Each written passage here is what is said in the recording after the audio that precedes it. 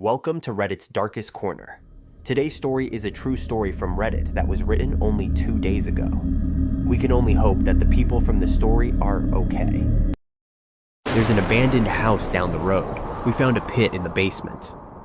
"Come on, do it!" Aaron yelled, shooing me closer to the old porch steps. "Go in, don't be a wuss." "They won't, they're too much of a bitch," Danielle said from behind him. Her arms were crossed, and she was giving me the look that said she was right, and I wasn't. "Not by myself I won't," I replied. This place was old as hell. No way I was going in alone, whether it was haunted or not. "If I'm getting asbestos exposure, so are one of you." "This place has asbestos?" Aaron asked, confused. Danielle just sighed, rolling her eyes at her idiot brother. "This place hasn't had a living soul in 50 years. They can't sell the damn thing, and nobody wants to tear it down," she said. I was still hesitating on the steps, staring up at the rickety two-story. One of the upper windows was busted, and it looked like a wooden step to the porch would crack under the weight of a leaf, much less if we tried to climb it. This place was a safety violation more than it was a home. "Kinda hard to sell a house after a group suicide happened in it," I muttered, seeing the front door was slightly open. A cold breeze blew by, cutting the still October air with chill. This place has a bad history behind it, going back almost a century at this point. Everyone's been saying it's haunted, and it's usually one of those rites of passage for kids on Halloween to walk through the door and prove their courage. "They say if you go in the basement, you can see the bloodstains," Aaron said, sounding far too excited about the prospect. "Then you go in," Danielle nudged him further. He just shrugged, stepping up to the stairs beside me. "I'll go down to the basement if you go too," he said, looking over to me with his eyebrows raised. I had to hesitate a moment before finally sighing, putting a foot on the first step. "How are their bloodstains?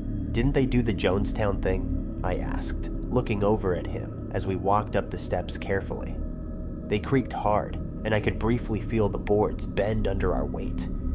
I stood back for a moment. Might want to take stairs one of us at a time. "Don't chicken out on Aaron was cut off by a loud crack as his foot went right through the frail porch step. I reached a hand out and caught his arm, keeping him from putting his entire leg through.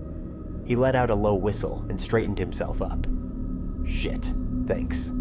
As we reached the door, both of us hesitated. I put out a hand, nudging it open slowly before another hard wind blew by, slamming it the rest of the way open. The long yellow hallway was peeling off wallpaper like sunburnt skin, slowly tearing off the walls as the breeze came in. It looked ominous enough outside, but the inside was a strange liminal space locked in time. "You know, the cuckoo clock and wallpaper make for a really great haunt aesthetic," Aaron wisecracked. All I could do was roll my eyes. It was already getting dark outside, and in here was even more shadowy. I pulled out my phone and turned on the flashlight. The yellow wallpaper was even more dingy in the light, with smudges all over and the occasional graffiti. Someone attempted a pentagram near the end of the hall, but made it sideways, and one side was bigger than the other. Pitiful what the state of satanic graffiti has come to. "So where's the basement?" I spoke as we ventured into the hallway, both looking back to see Danielle waiting for us on the sidewalk. When I turned back to the long hallway, I froze. "Aaron." "Yeah?" He turned too, freezing when he did. We both saw a massive, tall figure standing around the corner at the end of the hall, barely peeking around. I wouldn't have been able to tell if not for the shine in the eyes, almost like when headlights catch an animal late at night. Holy shit.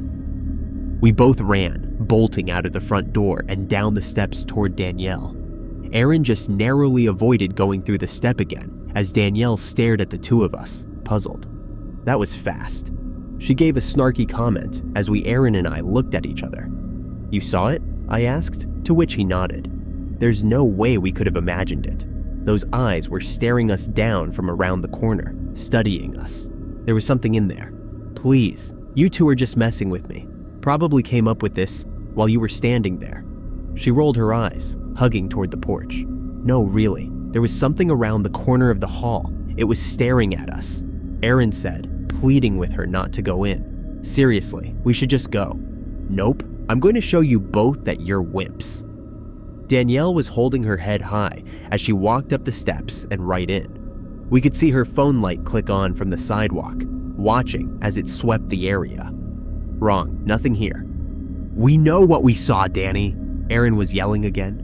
Suddenly, a scream cut the air, and Danielle's light disappeared through the entryway. "God damn it!" We both ran back up the steps and in, switching flashlights on again and looking around. I raised my voice as much as I dared to. "Danielle?" The thing at the end of the hall wasn't there anymore, with the peeling wallpaper in its place. We kept walking, slowly, as we tried to find her. There was only one door to pass on our way through, and the small room inside was mostly an inky black, with a single final ray of sunshine coming through a cracked window. It almost looked like it was falling on a person in the corner, but when I shined my phone light over it, there was just a chair. I almost smacked myself for falling for the obvious haunted house cliche, but my heart was pounding hard enough to justify it. "Danny!" Aaron shouted again, louder than I did. We reached the end of the small hallway, hesitating a moment before peeking around the corner. "Are you shit?" Something flew at Aaron from around the corner with a scream, taking him back against the wall. I jumped back, trying to avoid whatever it was, as laughter suddenly cut the air. "Damn it, Danny!" Aaron was shouting now, leaning back against the wall, peeling wallpaper curling over his shoulders like fingers.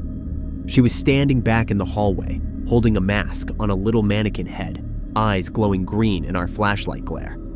"The hell is that?" "Guessing this is what scared the crap out of you two." She was still laughing, holding her new head up high. Now we could see it was just a mask propped on a stick basically, with a huge wad of tape near the bottom that must have been holding it on the wall. "I've got to say, it's not a bad idea." "You're the worst sister on earth," Aaron muttered at her, turning to head back toward the front door. I thought you were going to the basement," she teased him. I could only roll my eyes, not able to take any of their sibling pissing matches seriously. "I'm going." "Can we please just go home?" Aaron was groaning, turning back to his sister. She tossed aside the mannequin head, leaning back against the wall, crossing her arms, and staring down at her brother. "Guess you're just not brave enough. I could mention to Kelsey Berry how you screamed when a mask flew at you," she threatened. Aaron turned red, rolling his eyes and looking up at the sky in exasperation. "Fine, where the hell is it?" he asked. Danielle just shrugged her shoulders, trying to push herself off the wall she was leaning on. The wallpaper still looked like it was curling around her, peeling off the walls. She tried again, making a larger effort to get further from the wall, pushing hard. Aaron just shook his head again, moving toward her. "Seriously, don't you think you're playing your cards too close together? I'm not screwing around." She was sounding a little frantic, still trying to push herself off the walls. Now the wallpaper was sticking to her, like it was pulling her back in, looking more and more like cruel, jagged fingers trying to take her. "It won't let me go! Aaron, help!" Aaron grabbed one of her arms, trying to tug her off the wall. No good. He looked back at me and I grabbed her other arm. Now it was like we were playing a tug of war, us versus the house, with Danielle on the line. We lost. I don't know if I saw the wallpaper suddenly yank her into the wall, but I swear for just a moment it looked like dozens of hands came out to grab her. She let out part of a scream before it was cut off abruptly, with no echo hanging in the still air. Aaron and I felt ourselves hit the wall hard as her hands left ours, bringing us into collision with the wallpaper. "Where did she go?" He looked at me, the dim lights from our phones highlighting the fear in his eyes from below. "We have to find her. Where did she go? She couldn't just be gone, right? Like, that's not possible."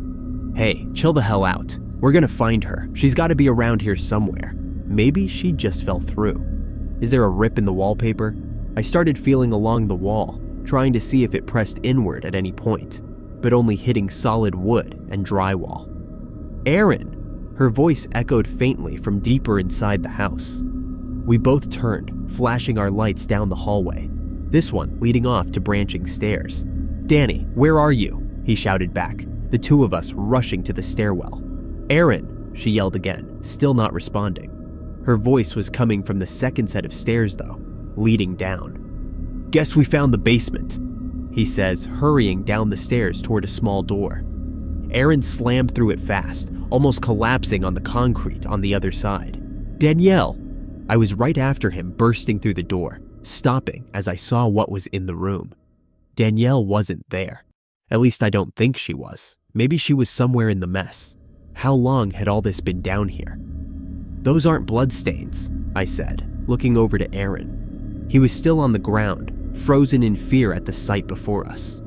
There was a massive pit in the middle of the concrete floor, shadows from our flashlights playing off the side as Aaron slowly inched toward it. Around it were what looked like corpses, but not fresh or preserved. They were bloodied, like the corpses you see in movies after getting dunked in an acid bath. Eyes were hanging loose from some, while others were screaming silently with mouths wide open. I wasn't sure if they were real or not, but the way they shone in the light wasn't promising. "Aaron, what is this?" "Aaron!" Danielle's voice, but more faint. It was coming from the pit though, and Aaron looked back at me like he was expecting me to look in. I shook my head, eyes wide. He took a deep breath, slowly picking himself up and shining his light toward the pit, inching over to it.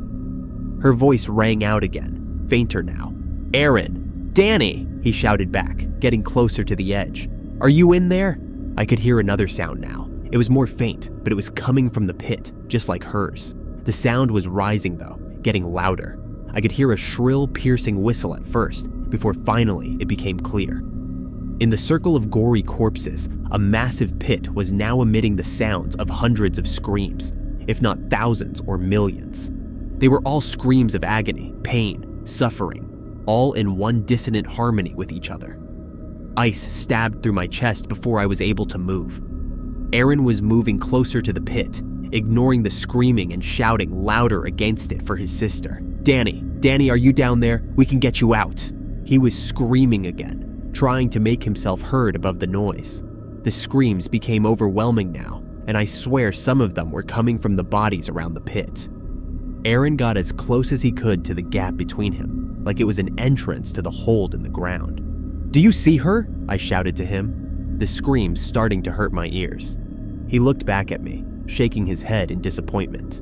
"Danielle, we're going to call someone to come help." He was cut off again. All I could see was a brief bit of movement before the corpses close to him suddenly sprang to life. They grabbed onto him, the others circling around as their bones crunched, somehow cutting through the screams. Skin and guts sloughed off of their bones, some with intestines hanging out. Aaron's screams joined the discord of others, joining as the bodies converged on him, lifting him above their heads with rotting arms. "Help! Help!" He was trying to fight against it, but just couldn't get free.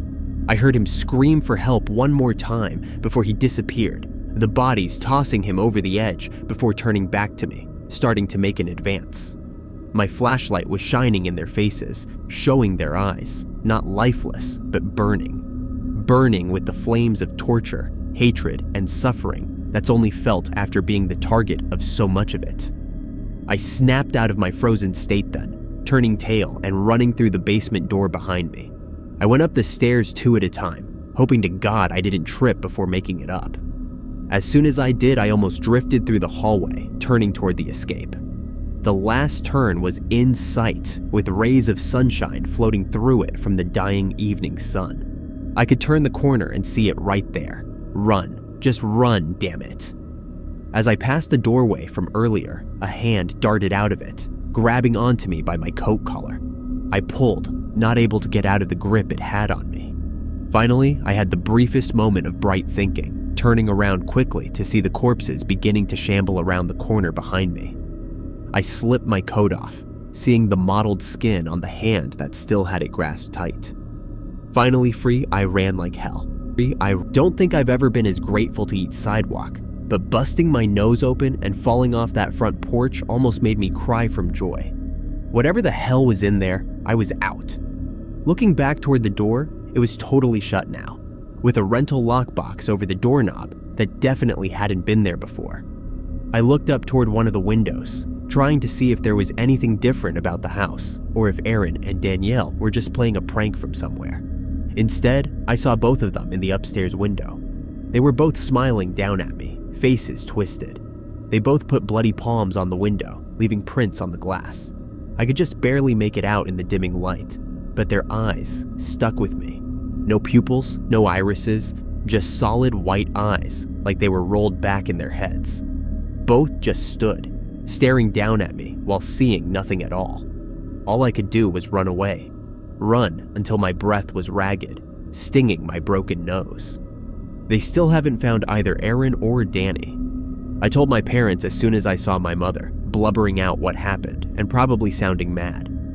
She called the police, I think more to calm me down than anything. When cops finally went in the house, they said it was stripped bare for renovations. No wallpaper, no pit, just bare walls and torn out electrical. Said they were going to contact the current owners, but otherwise there wasn't anything else they could do. Not even declare them missing until after 3 days. I don't know if they're really missing. I still see them when I close my eyes, smiling with vacant stares from white eyes. I can hear the screams still, smell the sulfurous fumes and burning flesh. They want me to come back. If you stayed this long and enjoyed this haunting tale, please consider dropping a like or even subscribing for more scary stories daily. Comment and drop the link of any specific Reddit stories you would like me to read next.